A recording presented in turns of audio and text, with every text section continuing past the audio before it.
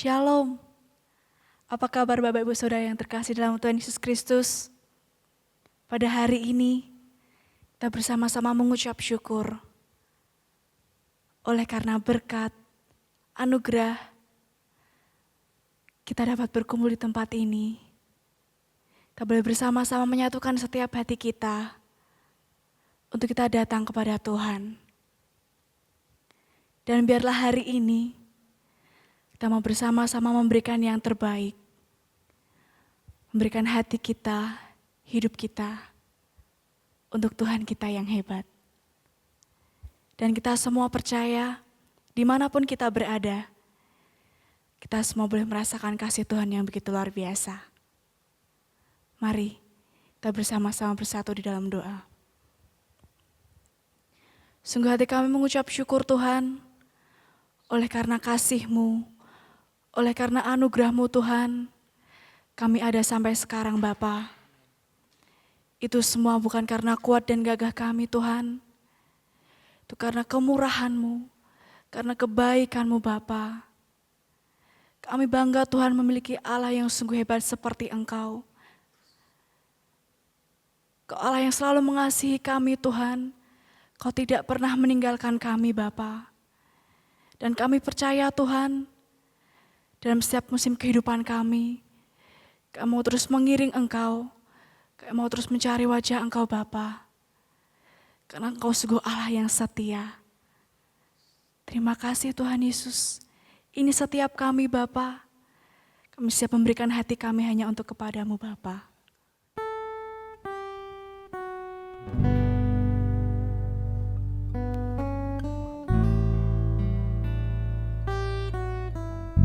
Terima kasih Tuhan,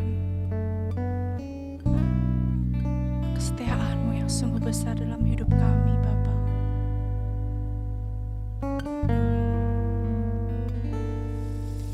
Sungguh besar setiamu,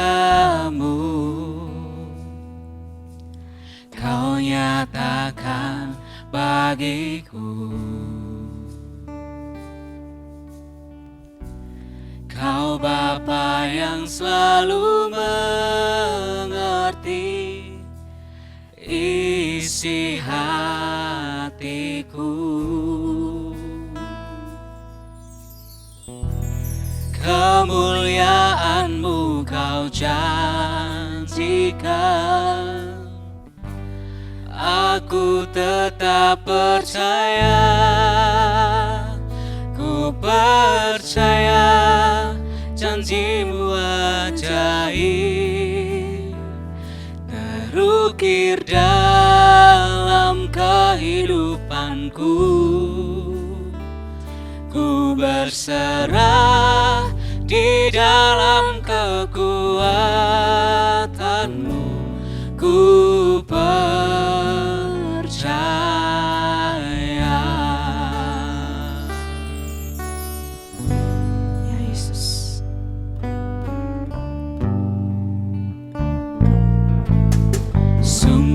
Besar setiamu,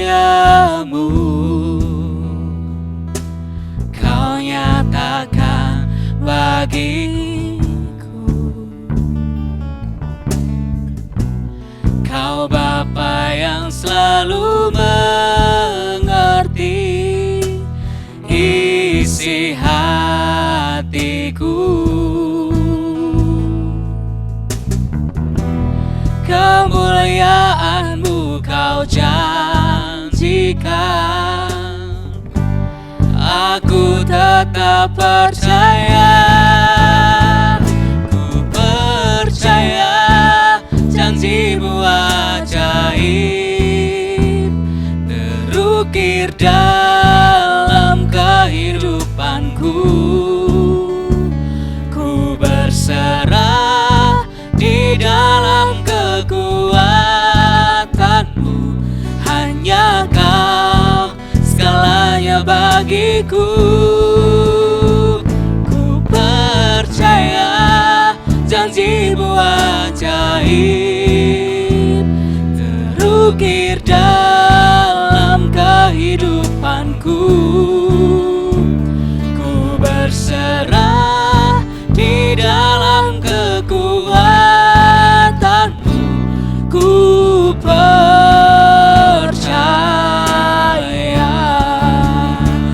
Bersama-sama dengan iman katakan,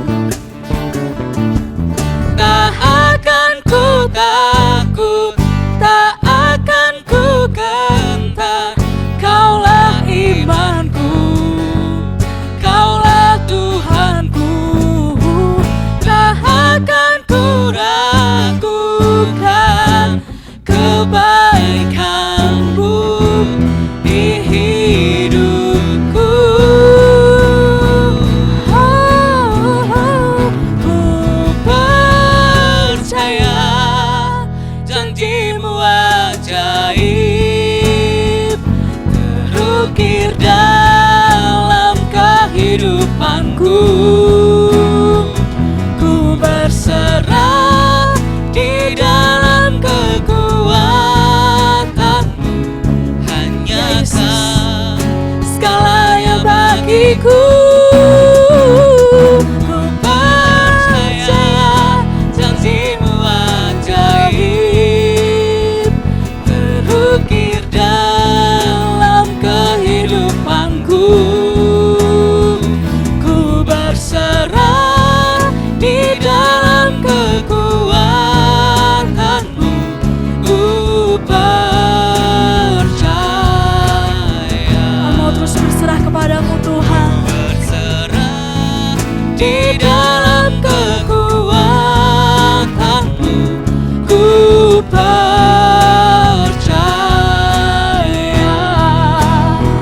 Ku berserah di dalam kekuatan-Mu. Ku percaya.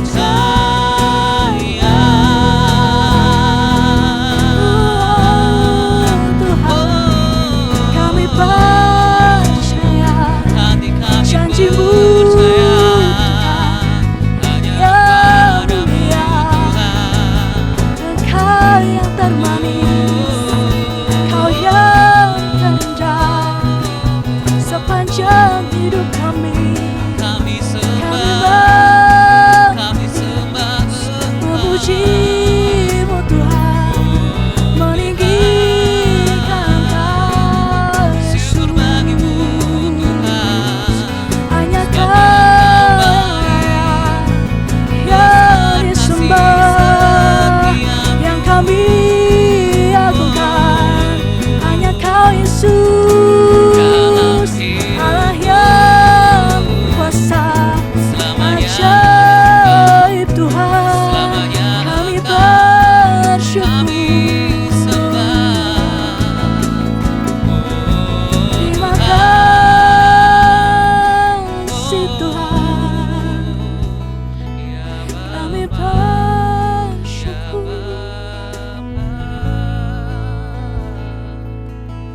Terima kasih Tuhan Yesus. Kami percaya janji-Mu, kuasa-Mu nyata dalam setiap kehidupan kami Bapa. Kami mau terus berserah kepadamu Tuhan. Kami mau Bapa, hidup kami terus berada dalam jalan-Mu Bapa. Ini setiap kami Tuhan, setiap hati kami, hidup kami. Kami mau terus melangkah hanya di dalam jalan-Mu Bapa. Terima kasih Tuhan Yesus, kami sungguh mengasihi-Mu. Hanya di dalam nama Tuhan Yesus Kristus. Haleluya. Amin.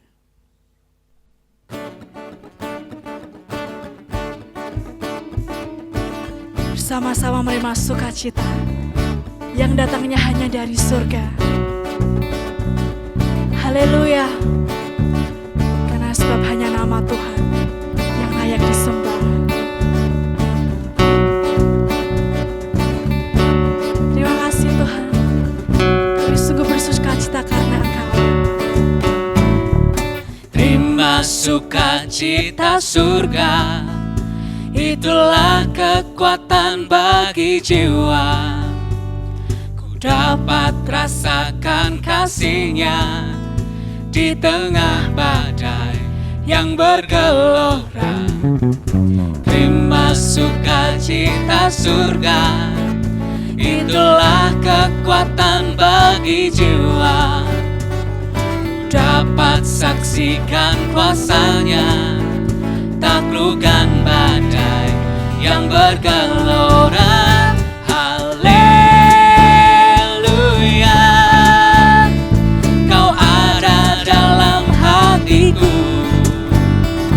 takkan patah semangatku, takkan hilang kekuatanku.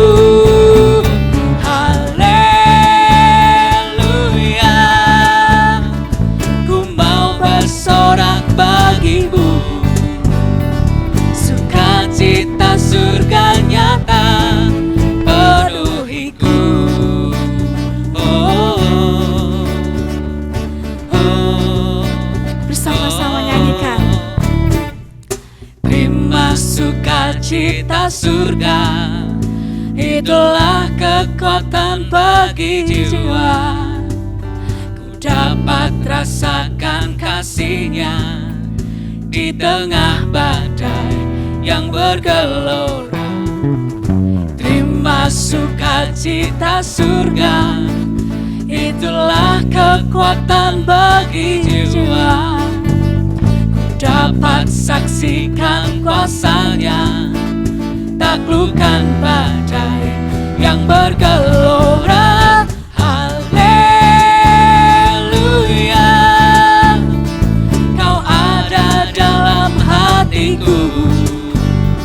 Takkan patah semangatku, takkan hilang kekuatanku. Haleluya, ku mau bersorak bagimu, sukacita surga nyata penuhiku.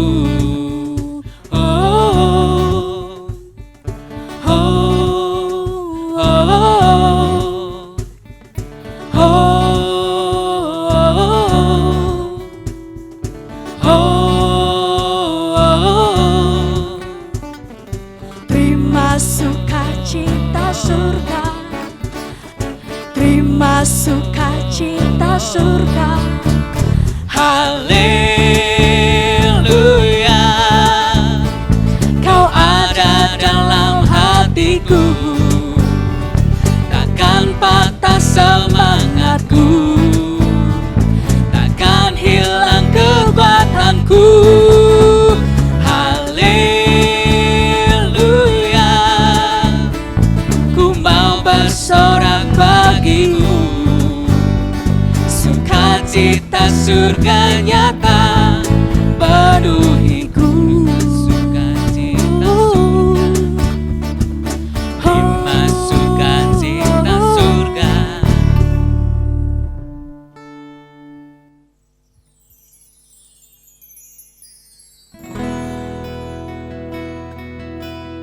Seringkali secara manusia kami tidak pernah tahu apa yang akan terjadi dalam kehidupan kami. Tapi kamu yakin dan percaya bahwa Tuhan Yesus itu dahsyat. Tuhan Yesus mampu memberikan yang terbaik dalam kehidupan kami.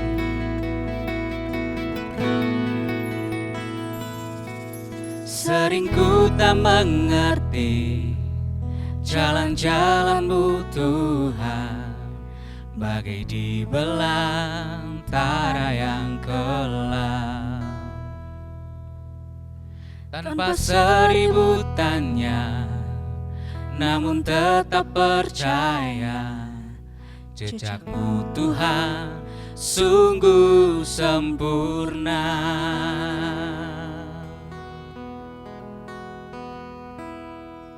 Sering ku tak mengerti jalan-jalan-Mu Tuhan, bagai di belantara yang kelam.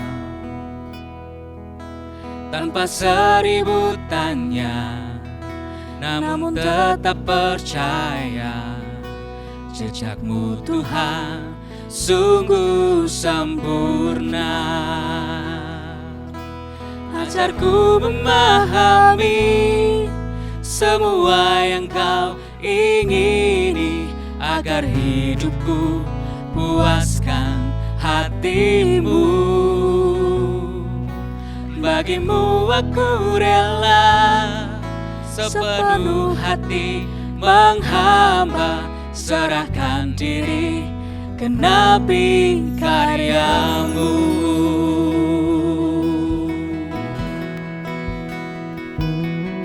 Sering ku tak mengerti jalan-jalan-Mu Tuhan, bagai di belantara yang gelap.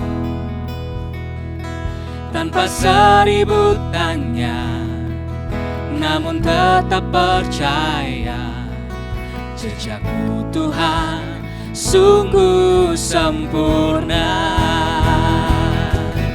Ajarku memahami semua yang Kau ingini, agar hidupku puaskan hatimu. Bagimu aku rela sepenuh hati menghamba, serahkan diri genapi karyamu. Ajarku memahami semua yang Kau ingini, agar hidupku puaskan hatimu. Bagimu aku rela sepenuh hati menghamba, serahkan diri genapi karyamu. Ajarku memahami semua yang Kau ingini, agar hidupku puaskan hatimu.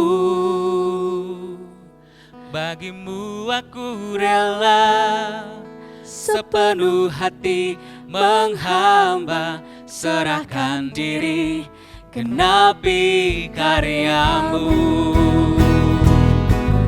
Ajarku memahami semua yang Kau ingini, agar hidupku puaskan hatimu. Bagimu aku rela sepenuh hati menghamba, serahkan diri genapi karyamu. Serahkan diri genapi Tuhan. Ku rasakan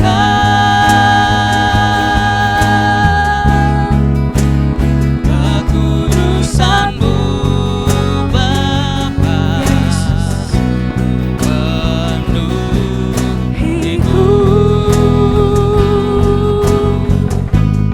Ku rindu selalu diam dalam bait-Mu, menikmati kasih anugerah-Mu, hadirat-Mu Tuhan, hadirat-Mu Tuhan. Ku rasakan kekudusan-Mu Bapa, penuhiku. Ku rindu selalu diam dalam bait-Mu,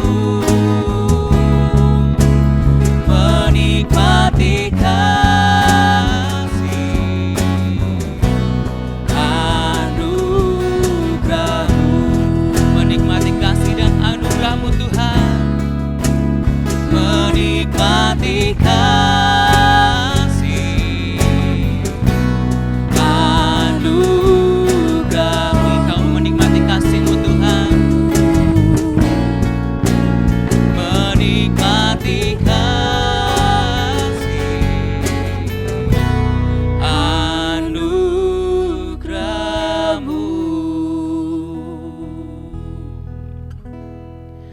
bersyukur Tuhan. Kami bersyukur Yesus. Kami mau terus menikmati kasih dan anugerah-Mu dalam hidup kami Tuhan. Ini setiap kami Tuhan. Ini setiap pujian kami Tuhan. Ini penyembahan kami Yesus. Bila mana saat ini Tuhan, tiba saatnya bagi kami untuk menerima berkat dari firman-Mu Tuhan. Mari Bapa, mari Yesus, Engkau siapkan hati kami. Terlebih Tuhan, urapi lidah bibir hamba-Mu Tuhan, yang akan menyampaikan firman Tuhan saat ini Tuhan. Mari Bapa, mari Yesus, kami siap menerima berkat dari firman-Mu Tuhan. Di dalam nama Tuhan Yesus, kami berdoa dan mengucap syukur. Haleluya. Amin. Shalom, Bapak Ibu, puji Tuhan, kembali kita akan belajar firman Tuhan. Kelanjutan dari surat Tuhan kepada jemaat di Philadelphia. Minggu yang lalu kita sudah membahas ayat 7 dan 8. Ya, sebetulnya lewat ayat itu kita sudah mendapatkan pencerahan bagaimana menjalani kehidupan yang Tuhan kehendaki atau yang berkenan di hadapannya. Karena Tuhan saja yang sanggup membuka dan menutup, bukan usaha manusia. Nah, di ayat 8 dari Wahyu pasal 3 ini, saya menjelaskan ya, jadi bukan karena seseorang ya, yang beriman sebagai pendeta besar, dia bisa mengatur Tuhan dengan iman imajinasinya. Jelas itu salah. Ya, itulah sebabnya minggu yang lalu saya menekankan di dalam hal itu, ya, sebab kita tahu akibat dari penjelasan seperti itu kan menggoda keinginan daging manusia yang memaksa Tuhan dengan iman imajinasinya itu untuk mendapatkan sesuatu yang diinginkan. Ya, kalau generasi muda dia kepingin ya calon pasangannya itu seperti yang dia inginkan, sesuai dengan imajinasinya. Nah, itulah yang disebut iman imajinasi. Ini jelas salah. Manusia memang menginginkan yang terbaik menurut seleranya. Tapi Tuhan menetapkan atau memilih pasangan itu berdasarkan kriteria dan apa yang Tuhan rencanakan. Ya, sebab Tuhan itu tahu ketika menjalin kita di dalam hidup kita di dalam kandungan ibu kita, itu Tuhan sudah meletakkan sampai termasuk jodohnya. Jadi ketika pemuda remaja mungkin dia mengidolakan, kalau yang cewek mengidolakan bintang-bintang film Korea, ya, sehingga kamarnya dipasangi semua bintang film. Ya, itu maksudnya adalah iman imajinasi. Seperti yang kemarin saya sampaikan, ya, mau kepingin sepeda motor, maka selayar sepeda motor taruh di depan meja dan diimani dan perkatakan, itu imajinasi. Tuhan tidak bisa diatur seperti itu. Jangan memaksa Tuhan dengan imajinasinya, tidak boleh. Nah, saya sekarang akan melanjutkan ayat yang ke-9 dan seterusnya. Mari kita simak ayat yang ke-9. Lihatlah, beberapa orang dari jemaah iblis, yaitu mereka yang menyebut dirinya orang Yahudi, tetapi yang sebenarnya tidak demikian, melainkan berdusta. Akan kuserahkan padamu, sesungguhnya aku akan menyuruh mereka datang dan tersungkur di depan kakimu dan mengaku bahwa aku mengasihi engkau. Jadi ayat 9 ini sebagai kritikan kepada jemaat yang hanya mengumbar keinginan daging saja. Nah, kategori Tuhan itu disebut jemaah iblis. Nah, ini kan mengerikan. Ya, Daisa, kenapa? Karena kita ini kan milik Tuhan. Ya harusnya seyogyanya kita hidup menurut apa yang Tuhan mau. Bukan kita ngatur Tuhan. Ya, ingat Tuhan yang membuka tidak akan bisa menutup, tapi kalau Tuhan menutup, ya tidak ada yang bisa membuka. Ya, itulah lewat ayat ke-9 ini kita akan melanjutkan tentang pujian dan teguran gerejanya. Ya, Wahyu 9 sampai 13. Kenapa bisa seperti itu? Kenapa jemaat disebut jemaat iblis? Nah, karena tidak membangun rohaninya. Ya, walau mengaku sebagai jemaat Tuhan, tetapi hidupnya tidak selaras firman, itu kategori jemaat iblis. Ini saya hanya membacakan, ya, jangan tersinggung. Kalau konsepnya sudah baku, ya, memaksakan Tuhan itu diatur. Sepertinya Tuhan itu tidak berdaulat. Ya, jangan tersinggung kalau saya mengatakan kategori jemaat model seperti itu, jemaat iblis. Ini ayatnya kan jelas yang barusan saya bacakan. Ya, mengaku jemaat Tuhan, tapi tidak taat firman. Ya kan ini tidak menurut standar atau kriteria. Contohnya lah, misalnya kita ini kaya raya sehingga punya apartemen di Singapura. Tetapi gaya hidupnya masih sebagai warga negara yang tidak taat dengan aturan. Nah, sedangkan di Singapura itu meludah aja kena denda ya, berapa ratus ribu itu. Nah, kalau di kebiasaan kita ini meludah semaunya sendiri. Nah, apakah di sana tidak kena hukuman? Ya kena. Nah, kita ini kan warga kerajaan Allah, walaupun secara manusia, penduduk kita ini masih warga negara Indonesia. Tetapi sesungguhnya kita juga punya kartu anggota sebagai warga kerajaan Allah.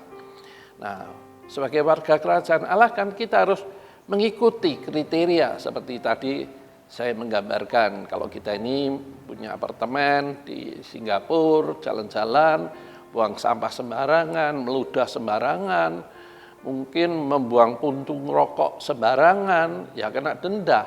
Ya sama, kita warga kerajaan Allah kan ada aturannya. Masa kita tidak mengikuti aturannya? Ya ingat, kita ini sedang membahas 7 sidang jemaat yang merupakan gambaran gereja yang Tuhan inginkan. Nah, kali ini saya sedang membahas tentang surat Tuhan kepada jemaat di Philadelphia. Akan tiba waktunya mereka akan tersungkur mengakui bahwa yang benar adalah jemaat yang mengejar kekudusan dan kebenaran dalam hidupnya. Nah, ini khotbah minggu yang lalu. Ya, Tuhan itu kudus. Jadi kalau kita mau ketemu Tuhan, Tuhan mau membuka pintu anugerahnya, ya hidup kita harus kudus dulu. Standarnya harus kita ikuti atau memenuhi standar Tuhan. Dan benar, artinya benar jangan menurut logika kita, tapi benar menurut yang Tuhan mau. Nah, bagaimana ukuran benar menurut Tuhan mau? Ya, standarnya adalah firman. Karena firman itu adalah kebenaran. Ya, kebenaran ini kalau kita lakukan, itulah yang akan melepaskan kita dari konsep, ya, paradigma, falsafah, sound mind, pikiran kita ini. Nah, itu yang perlu dibenarkan, kudus dan benar. Itu sudah saya bahas minggu yang lalu. Nah, jadi kekudusan dan kebenaran dalam hidupnya itu sebagai standar mutlak. Ya, sebagai standar mutlak.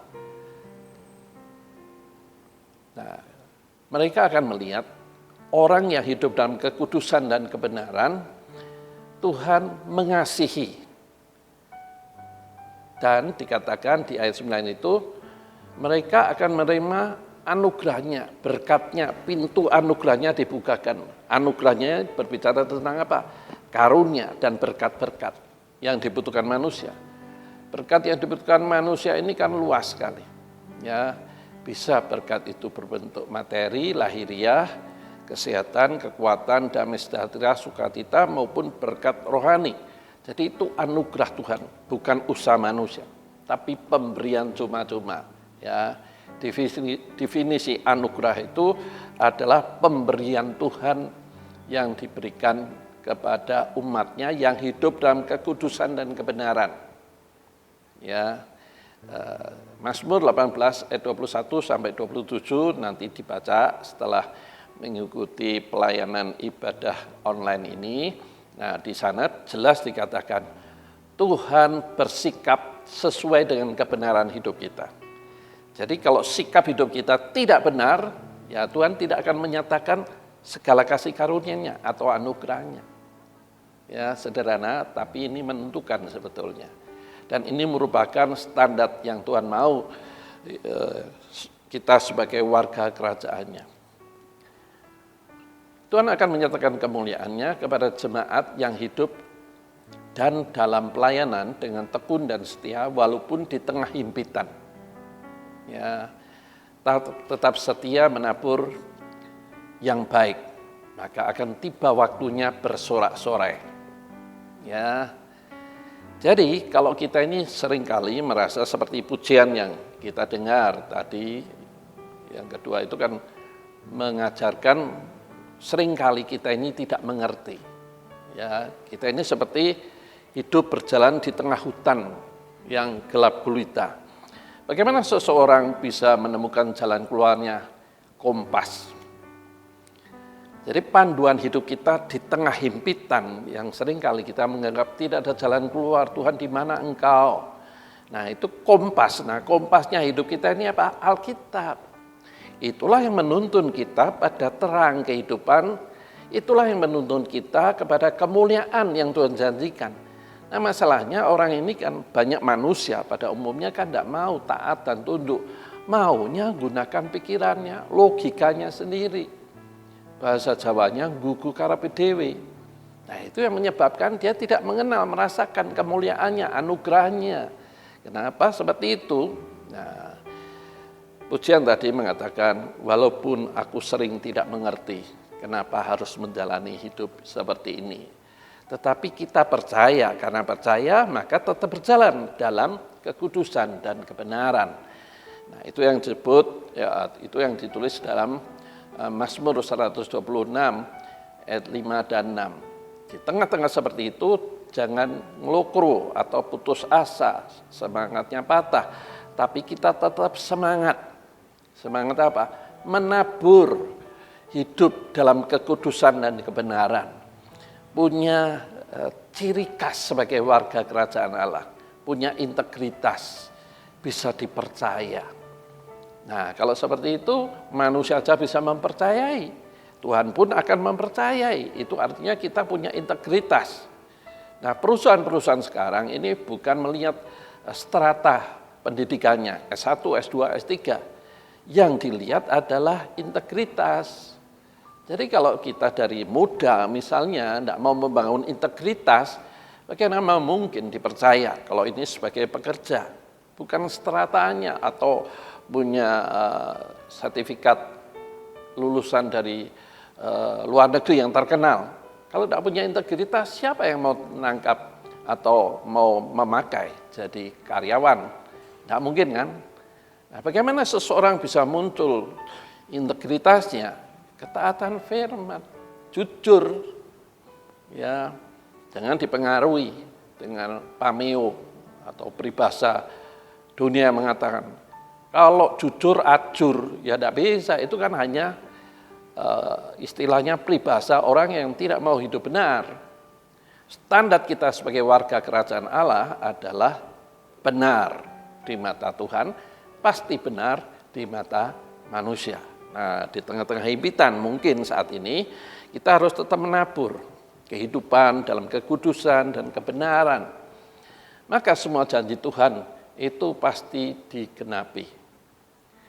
Nah, kabar beritanya yang bagus, kabar berita yang bagus adalah Tuhan itu tidak akan ingkari janji. Tuhan berpegang pada janji yang ditulis di dalam Alkitab. Nah, janji dalam Alkitab, saya akan fokus kepada berkat saja. Berkat itu biasanya manusia itu tergantung atau sebatas berkat lahiriah. Maka saya akan mencoba memberi penjelasan. Tuhan itu akan memberkati. Tuhan akan memberkati kita sesuai dengan janjinya. Nah, janji Tuhan itu digenapi saat kita hidup dalam dunia. Kalau nanti ya percuma.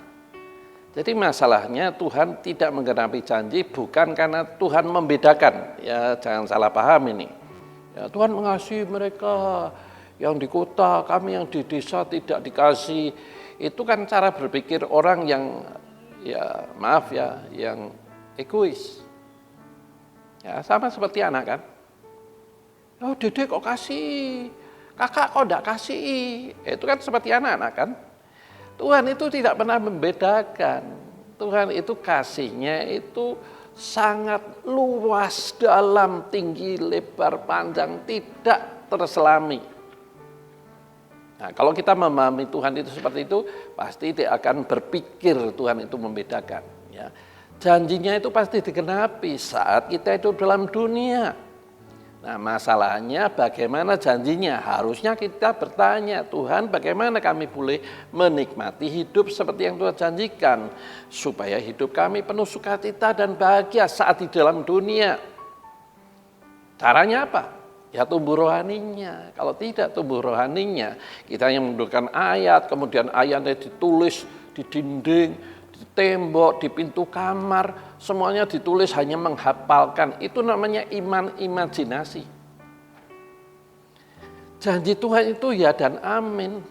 Bahkan mungkin kita lupa, Tuhan tidak lupa untuk memberkati kita. Nah, itulah sebabnya Sefanya pasal 3 ayat 20 menjelaskan, Tuhan memberkati di hadapan mereka yang selama ini melecehkan. Mungkin secara manusia, secara lahiriah, hidup kita ini kekurangan, miskinlah, menderita, hidupnya benar tapi menderita. Sehingga banyak orang nyindir atau mengatakan, ya itu katanya hidup saleh, buktinya hidupmu kan pas-pasan, malah kurang terus. Nah, itu seringkali kan kita tidak sakit hati, ya berpikir juga benar ya gitu. Ya seperti Hana. Ya. Hana itu merasa tertekan hidupnya karena Penina, matunya itu selalu menghina. Kenapa? Karena Hana tidak bisa melahirkan. Nah, wajarlah orang melihatkan secara lahiriah, itu wajar. Tetapi kita tidak berpegang dengan kata orang dan situasi yang sedang kita hadapi. Tapi kita harus berpegang pada apa yang Tuhan katakan. Dan Tuhan katakan dalam Sefanya pasal 3 ayat 20 itu menjelaskan, di hadapan mereka Tuhan akan mengatakan kemuliaannya. Nah, kemuliaannya kepada siapa? Kepada kita yang hidup benar. Selama kita belum hidup benar dan menguduskan, memisahkan kita dari keinginan daging, ya, sebab banyak orang hanya menahan, tidak mengumbar keinginan dagingnya. Begitu diberkati, ngumbar. Ya, itu namanya baru istirahat, tidak berbuat dosa, tidak mengumbar keinginan daging. Yang dimaksud itu bisa mengendalikan. Boleh enggak menikmati kekayaan bangsa-bangsa? Boleh, tapi tahu batasannya. Misalnya ya sudah punya mobil satu bagus, tapi banyak uangnya ratusan miliar mungkin, sehingga koleksi mobil bagus ya tidak bisa digunakan kan? Itu namanya tidak bisa mengendalikan keinginan daging. Ya, kenapa tidak? Ya harusnya kekayaan bangsa-bangsa atau janji-janji Tuhan tentang kekayaan itu harusnya digunakan untuk pekerjaan Tuhan. Nah, itu baru dia dewasa. Cara pandangnya tidak sempit, tapi cara pandangnya luas. Karena sadar bahwa kekayaan yang diberikan dalam hidupnya itu adalah kepercayaan Tuhan berikan. Kepercayaan itu diberikan supaya kita menjadi bendara yang baik. Ya, ingat ya tentang Lukas 16 itu ayat 1 sampai 9. Di mana bendara itu akan diambil alih. Maka bendara itu cepat bertindak, ya, membagi berkat-berkatnya, sehingga tuannya itu mengatakan, kamu adalah bendara yang cerdik, ya, menggunakan mamon, kekayaan itu dianggap mamon dengan bijaksana. Nah, itulah yang harus kita pahami. Bagaimana Pak bisa dipercaya Tuhan? Integritas. Kalau seseorang tidak memiliki integritas, tidak mungkin dipercaya. Kalau seseorang tidak bisa jujur, ya anak muda misalnya, lulusan S1, S2 dari luar negeri, tapi tidak punya integritas, tidak ada satu perusahaan pun yang akan menerimanya. Jadi itu yang dikejar. Kekudusan hidup benar sebagai anak Tuhan, punya integritas. Mungkin dijebak, ada uang sekian ratus ribu tercecer, itu sedang dijebak oleh pimpinannya. Ya, kita ngomong aja, ini kok ada uang milik siapa? Jangan, kebetulan, ini rezeki saya. Bukan seperti itu. Punya integritas bukan miliknya, jangan mengaku-ngaku. Ya, itu yang harus kita pahami. Bagaimana Pak bisa dipercaya Tuhan anugerahnya, ya, janji-janjinya, berkat kekayaan bangsa-bangsa misalnya, diberikan kepada mereka yang punya integritas. Jadi kata kuncinya, orang yang kudus dan benar atau punya integritas, itu yang bisa dipercaya Tuhan menerima anugerahnya. Mari kita melihat ayat selanjutnya. Ayat yang ke-10, 10a. Karena engkau menurut firman-Ku, ayat ini menjelaskan siapa yang menerima jaminan perlindungan di masa sulit, yaitu yang jadi pelaku firman. Bukan sekedar tahu saja. Ya, konsep pikirannya harus selaras ajaran yang murni. Ajaran Tuhan tentunya. Ya, dilihat dari buah hidupnya, yaitu cara pandang dan tujuan hidupnya. Dulunya hanya memikirkan hal lahiriah, berubah perkara-perkara yang berdampak sampai kekekalan. Hal-hal lahiriah tadi saya sudah memberi contoh. Ya, kita diberkati ratusan miliar. Untuk apa? Apakah dibelikan mobil saja? Ya tidak, mobil satu aja cukup kan. Kenapa harus koleksi mobil sampai satu gudang? Itu namanya kan kepingin memuaskan. Wah kaya, wah koleksi mobil, wah. Kalau orang seperti itu, dia hanya memikirkan lahiriah.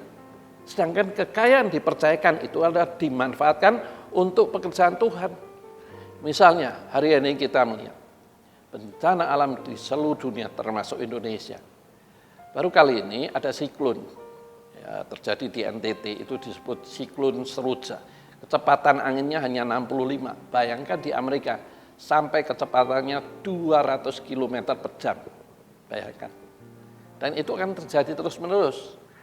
Ya, Ketua BMKG itu menjelaskan akan muncul lagi. Ya, namanya siklon Odette. Nah, maka diwaspadai.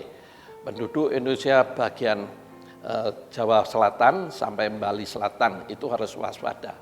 Dan ini menjadi sesuatu yang biasa. Kenapa? Karena memang climate change.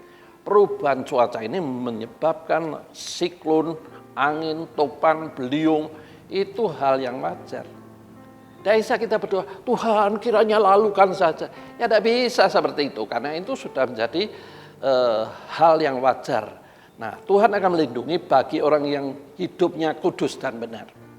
Jadi intinya Tuhan melindungi apa? Tidak bisa kita berdoa, hidup kita tidak benar, doanya tidak didengar.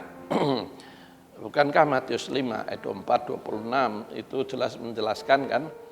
Maka kita kalau punya ganjalan selesaikan dulu. Kalau tidak doanya tidak didengar. Lalu bagaimana doanya?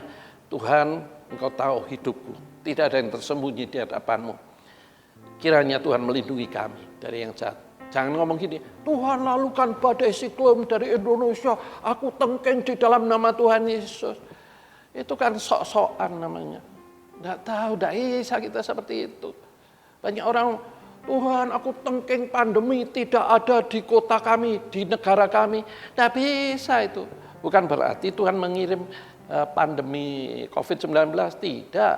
Itu adalah satu penyakit untuk mendidik orang. Bahwa hidupmu itu bisa pagi, siang, dan malam. Tidak tahu. Sewaktu-waktu mati. Nah ketika mati, apakah siap untuk ketemu Tuhan? Itu tujuannya sebetulnya, termasuk siklon, menyadari iya ya, kita bangun rumah gede-gede malah kena angin puting beliung duluan. Ya toh? Nah itu maksudnya sebetulnya, kita harus membaca itu jangan hanya yang tidak bertenang dengan daging terus kita jadi marah, kemudian berdoa sama Tuhan. Tuhan di mana Engkau? Kenapa gerejaku kena puting beliung? Nah gereja mengajarkan hal yang benar enggak? Kalau gereja tidak mengajarkan hal yang benar, sekarang kita melihat faktanya. Jadi yang penting itu adalah perubahan tindakan perbuatan berdasarkan tuntunan firman. Ya, firman itu yang menuntun kita untuk hidup benar. Kalau kita tidak hidup benar, ya kita sama saja dengan orang dunia, tidak ada perlindungan. Sedangkan kalau kita hidupnya benar, perlindungan Tuhan itu berlapis-lapis. Gambarannya seperti apa? Kemah tabernakel itu ada 4 lapis. Ya, kain domba, kemudian putih, kemudian merah, kemudian ada kain ya, lomba-lomba dan seterusnya. Itu adalah gambaran perlindungan Tuhan berlapis-lapis. Bagi siapa yang hidup di dalam, kalau kita mengacu pada kemah tabernakel, bukan halaman tapi ruang suci. Jadi itu kita harus pahami. Nah, waktu ini adalah waktu-waktu yang singkat. Kedatangan Tuhan itu tidak bisa ditunda. Kenapa? Karena kejahatan manusia itu sedemikian bobroknya. Ya, Tuhan lebih sayang kepada yang hidupnya benar. Karena orang benar itu merasa tersiksa. Hidup di tengah-tengah yang tidak benar. Bukan ikut-ikutan hidup tidak benar seperti itu salah. Ya, jadi akhir zaman ini tidak bisa ditunda. Ya, saya tidak menakut-nakuti karena saya berulang-ulang mengatakan tidak tahu tanggal dan tahunnya. Kita hanya tahu tanda-tandanya. Salah satunya adalah perubahan cuaca yang sangat mengerikan. Ya, di Islandia itu gunung yang 6.000 tahun belum pernah meletus, sekarang meletus kan. Karibia, ya, sekian puluh tahun tidak meletus. Itu adalah tanda-tanda yang ditulis dalam Matius 24, gempa bumi, gunung meletus. Itu sebagai tanda-tanda supaya umat Tuhan ini waspada, mempersiapkan diri. Itu artinya membangun kehidupan rohani. Bangunlah kehidupan rohani, maka yang jasmani akan menyusul. Bukankah firman Tuhan mengatakan, ya, Perjanjian Lama, Amsal 6, ayat 10a, ya, Tuhan memberkati di atas kepala orang benar. Jadi berkatnya itu kita kemana saja ngikuti, hidupnya benar dulu kan. Nah, dalam ajaran Tuhan di atas bukit, Matius pasal 6, ayat 32 mengatakan, semua itu dicari bangsa-bangsa, berkat-berkat itu. Tetapi tidak demikian, engkau sebagai anak Allah, carilah kerajaan Allah serta kebenarannya. Maka semua yang dicari bangsa-bangsa itu diberikan. Kan enak kan? Tidak usah susah payah. Tapi hidupnya benar. Ya, jadi kerajaan Allah dulu yang harus kita kejar. Apa sih isi kerajaan Allah? Kerajaan Allah itu yang dimaksud adalah hidup dalam kebenaran, sukacita, damai sejahtera. Semuanya dikerjakan oleh Roh Kudus. Roma 14 ayat 17. Jadi hidup benar kan? Kalau hidup benar, damai. Kenapa damai? Percaya seperti bayi. Kalau bayi ada di dekapan ibunya, dia tidak akan menangis. Coba didekap sama neneknya yang tidak pernah ketemu. Ya jelas akan nangis, karena tidak merasakan kasihnya. Artinya kalau kita hidup benar, kita pasti ada damai sejahtera. Ada sukacita. Kenapa? Karena yakin kita ini ada dalam tangan Tuhan dan tidak ada kuasa apapun yang bisa merebutnya. Jadi kata kuncinya adalah hidup kudus dan benar. Selanjutnya, ayat 10b. Kita harus tekun untuk menantikan Tuhan. Ya, maka Tuhan pun akan melindungi dari hari pencobaan yang akan datang atas seluruh dunia. Jadi pencobaan ini pasti terjadi atas seluruh dunia. Jangan kita berpikir lokal. Dunia. Ya. Untuk mereka dicobai yang diam di bumi. Dicobai itu artinya diproses. Ya, diedukasi khususnya sebagai orang percaya. Kita ini kan mengiring Tuhan. Tidak tahu saya, setahun, 2 tahun, 10 tahun, 20 tahun, 30 tahun, 40 tahun, 50 tahun. Masalahnya bukan lamanya jadi orang Kristen. Hidup selaras firman, enggak. Hidup dididik firman mau enggak. Itu masalahnya. Ya, maka Tuhan akan menghindarkan dari bencana yang akan datang. Nah, ayat ini memberi penghiburan bagi jemaat yang tekun hidup dalam kebenaran dan kekudusan. maka akan dibebaskan dari pencobaan yang akan datang. Pencobaan yang akan datang itu bisa tentang situasi keadaan alam yang makin kacau. Perubahan alam kacau, kenapa? Ya saya sudah pernah menyinggung, ya, yaitu karena apa? Ulah manusia sendiri. Ya, sehingga akhirnya ozon menjadi tipis karena kerusakan dihasilkan dari ulah manusia. Industri, membakar fosil, batu bara, minyak bumi, kemudian apa? Peternakan, itu kan tidak bisa dihalangi semua. Nah, itu yang menyebabkan kerusakan alam. Tetapi yang paling hakiki yang perlu kita waspadai, kemunculan antikris. Antikris ini sudah ada, sudah siap, cuma Tuhan masih menahan. Ya, baca di rumah nanti 2 Tesalonika pasal 2 ayat 6 dan 8. Ada yang nahan, siapa yang nahan? Roh Kudus. Kenapa Roh Kudus menahan? Karena Roh Kudus sayang kepada kita yang namanya anak Allah ini. Supaya tidak mengalami zaman antikris, tidak ada yang tahan. Karena keji dan kejam, sehingga disebut binatang. Karena kejamnya itu. Nah, masuk ini kita sebagai orang percaya, sebagai anak Tuhan tidak mau memperhatikan. Kalau tidak, ya jangan kaget akan ketinggalan. Kenapa? Karena Tuhan sayang kepada umatnya yang hidup benar, yang tersiksa di antara orang tidak hidup benar. Nah, itulah sebabnya teguran dan pujian dan teguran Tuhan ini kepada jemaat di Philadelphia ini khususnya penghiburan, ya, penghiburan. Tidak ada teguran. Kenapa? Karena jemaat di Philadelphia berpegang pada ajaran Tuhan yang murni, yang berdasarkan Alkitab, bukan fenomenologi atau iman imajinasi. Jadi kita tahu kan, ya saya berulang-ulang mengingatkan, ya supaya tidak bosan. Siapa yang tahu? Hidup dalam terang. Firman itu kan terang. Kalau kita hidup dalam terang itu ada kepekaan melihat sinyal tanda-tanda zaman. Perubahan alam, cuaca, puting beliung, ya, gendeng dan seng beterbangan, gempa bumi, hujan itu luar biasa derasnya. Sehingga pasti menimbulkan longsor, banjir. Jadi itu tanda-tanda, semuanya tanda-tanda. Tetapi sebagai orang percaya yang perlu kita perhatikan bukan hanya tanda alam, tentang kemunculan dari si antikris. Sistemnya sudah, ya, salah satu yang dikuasai oleh antikris adalah keuangan global dunia. Itulah sebabnya seringkali diistilahkan yang memegang keuangan dunia atau orang kaya-kayanya, yang kekayaannya ribuan triliun, puluhan ribu triliun, itulah yang mengatur segala sesuatu, termasuk segala hukum-hukum yang ditetapkan negara-negara berkembang. Kalau tidak mau mengikuti apa yang mereka mau, maka tidak ada bantuan, tidak ada pinjaman. Tetapi kalau mengikuti, maka undang-undang di negaranya harus dirubah. Bisa bayangkan?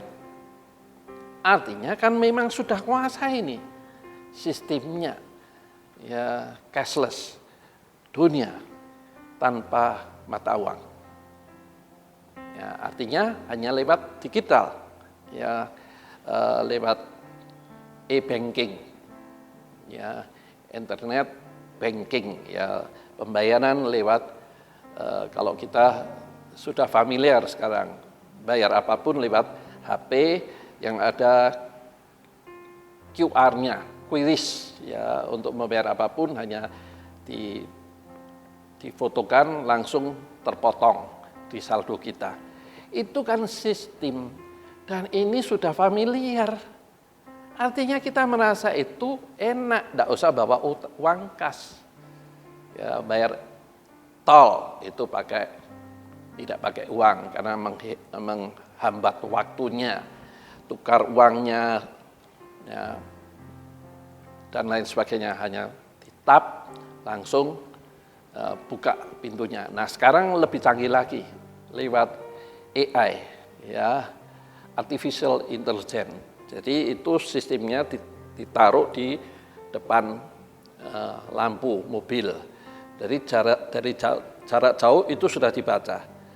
Begitu ini mau datang, kecepatan sekian detik langsung pintunya membuka. Tidak usah tap lagi, menghemat waktu. Itu kan semua sistem dan itu akan digunakan antikris. Dan yang perlu diketahui, tidak bisa jual beli kalau tidak ada tanda antikris. Kan sudah ada. Nah, apalagi nunggu kapan? Nah, tunggu munculnya. Tidak lama, percayalah tidak lama akan muncul. Nah, masalahnya, kalau muncul, apakah kita terangkat atau masih ada dalam dunia? Terlambat kan? Ya, itulah sebabnya kita mau belajar kriteria jemaat yang dapat perlindungan Tuhan.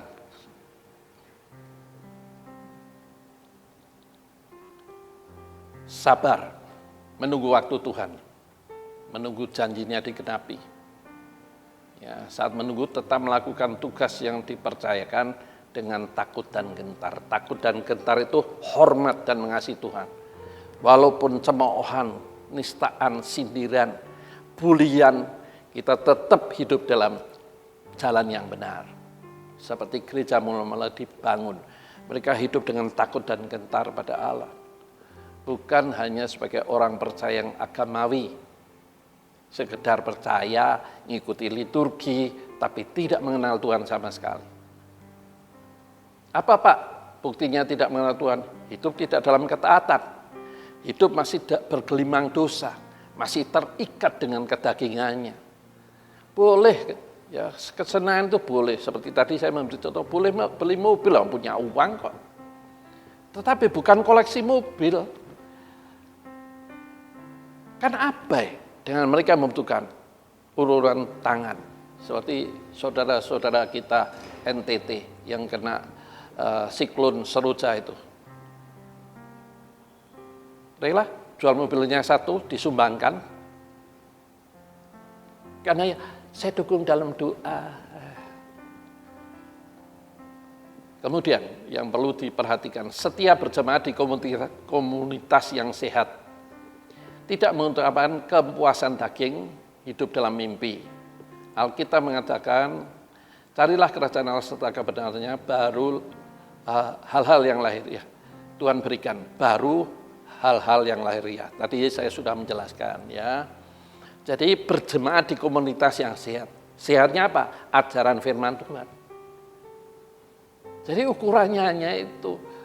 Saya tidak menyindir, saya tidak mengkelompokkan, tidak. Gereja apapun itu baik, ya, tetapi masalahnya ajarannya. Ajarannya membawa kita makin mengenal Bapa atau tidak, atau mengenal Tuhan enggak. Kalau tidak, itu tidak sehat. Apalagi ajaran, wah di sana selalu ngomong berkat-berkat. Kalau di sini ngomongnya ajaran hidup kudus, hidup benar saja. Wah, tidak cocok. Kita ini kan masih hidup di dunia. Kita harus menikmati dunia. Ya kita harus tahu bagaimana mendapatkan berkat dari dunia. Tapi berkat dari dunia itu ingat ayat 7 tadi. Yang kemarin saya jelaskan itu. Tuhan membuka, Tuhan yang nutup. Jadi kalau kita terima ajaran yang benar, pasti Tuhan bukakan. Tapi kalau kita terima ajaran yang tidak benar, Tuhan akan menutup. Siapa yang bisa membuka? Tidak ada. Dan Alkitab menjelaskan, jangan bergaul dengan para pencemooh. Tuhan menjamin hidupnya akan memberi dampak dalam pelayanan bagi orang yang ditemuinya. Ya, jadi hidup dalam kelompok pencemooh itu Mazmur ayat 1 sampai 3 menjelaskan.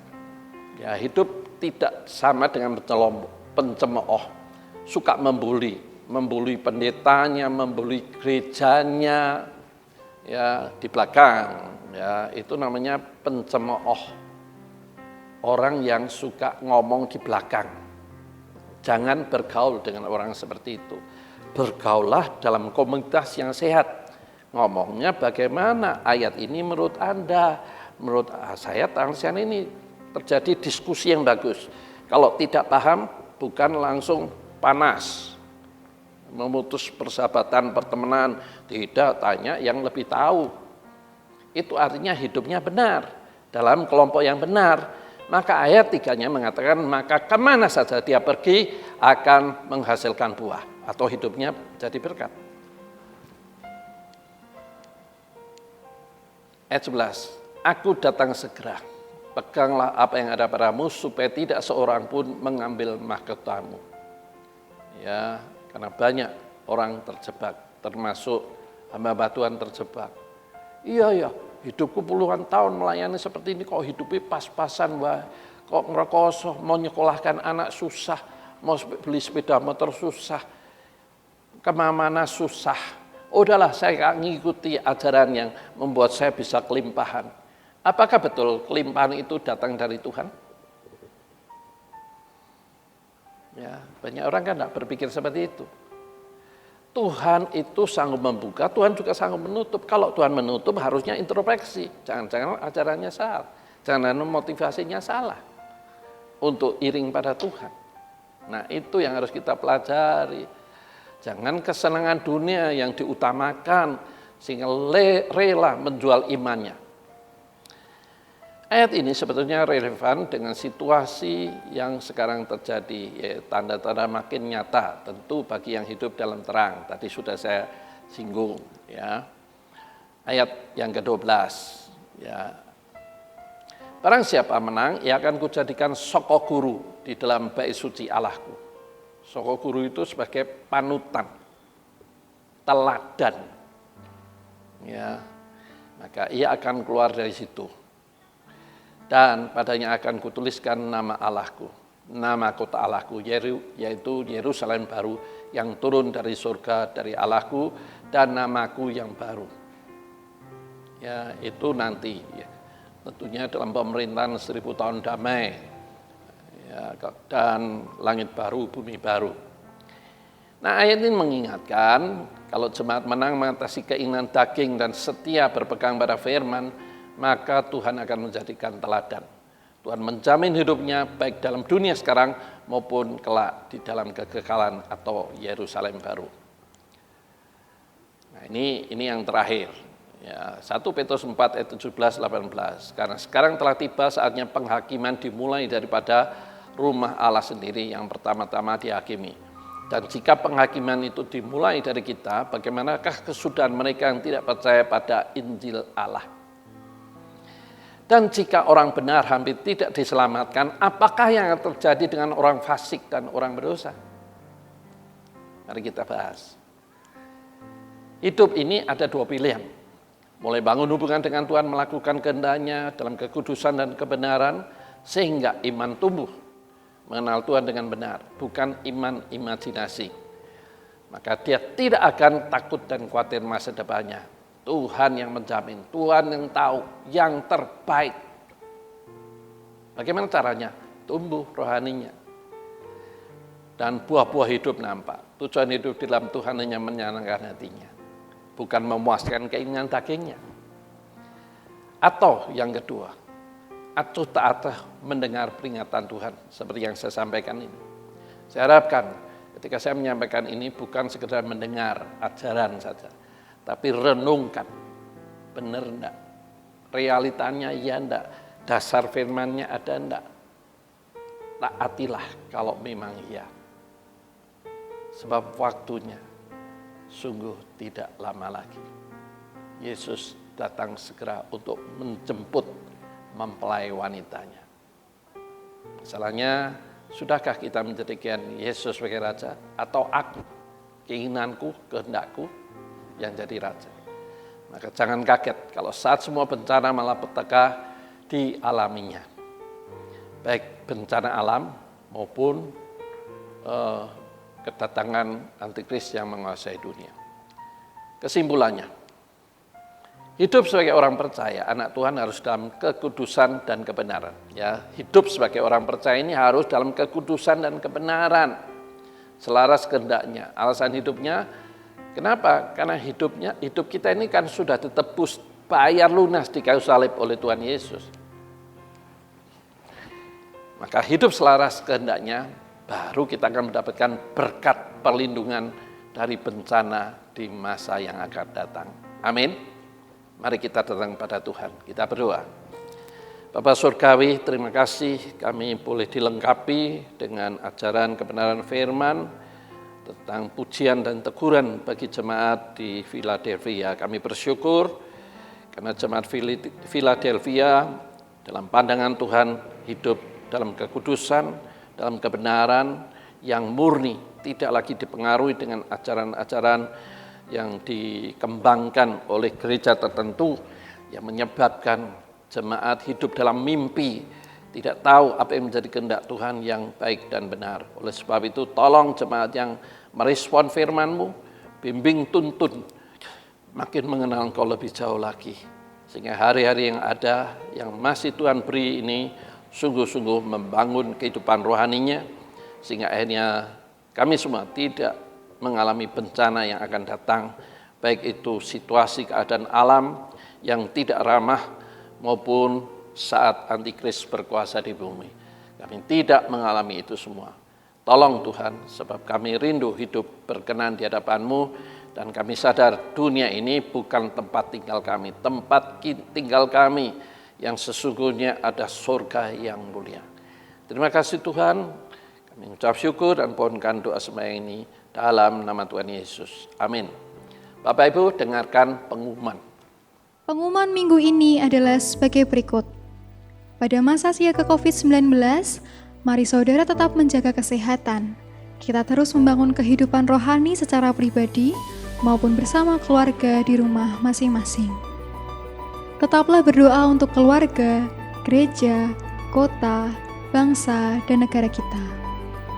Meskipun ibadah kita laksanakan secara online, mari tetap memberikan persembahan seperti ketika kita beribadah setiap minggu di gereja. Persembahan dapat diserahkan kepada bendahara gereja, Bapak Yusa Hartono, melalui rekening atau dimasukkan ke kotak persembahan yang ada di gereja. Gereja buka setiap hari pukul 10 pagi sampai 3 sore. Minggu depan, ibadah online akan disertai perjamuan kudus. Saudara dipersilahkan menyiapkan di rumah roti tawar atau kue kering dan sirup atau teh sebagai pengganti anggur. Demikian pengumuman minggu ini. Tuhan Yesus memberkati. Baik, saya akan mendoakan Bapak Ibu, semua yang minta dukungan doa, angkat tangan dan taruh tangan di dada. Saya berdoa, Bapa Surgawi, berkati jemaat-Mu yang mengikuti pelayanan ibadah lewat online ini, dan kasih dan rahmat-Mu, supaya jemaat-Mu bukan hanya tahu Tuhan itu baik, tapi mengalami.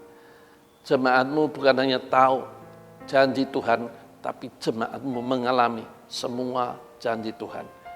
Tuhan tolong masalah yang mungkin sedang dihadapi, buka jalan Tuhan. Ketika jemaat-Mu berbalik dari jalan yang tidak benar dan hidup dalam jalan yang benar, maka Tuhan menggenapi. Jemaat-Mu akan dibawa terus naik dan tidak pernah turun menjadi kepala dan bukan ekor. Apa saja yang dikerjakan dibuat Tuhan menjadi berhasil, karena tidak bertentangan dengan firman. Bila itu menyertai kehidupan jemaat yang hidup benar. Mungkin saat ini belum mengalami, tapi teguhkanlah supaya jemaat-Mu tetap sabar menunggu waktu Tuhan sampai Tuhan menilai kita siap menerima anugerah-nya. Oleh sebab itu Tuhan, teguhkan, kuatkan iman, pengharapan jemaat-Mu hanya padamu, tidak kepada manusia atau pertolongan yang lain.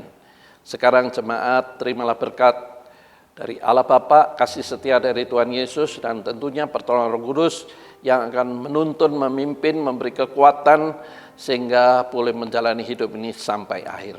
Terimalah berkat ini dengan iman di dalam nama Tuhan Yesus. Setiap kita yang percaya katakan amin. Tuhan memberkati, sampai ketemu lagi. Haleluya, ku mau bersorak bagimu, sukacita surga nyata.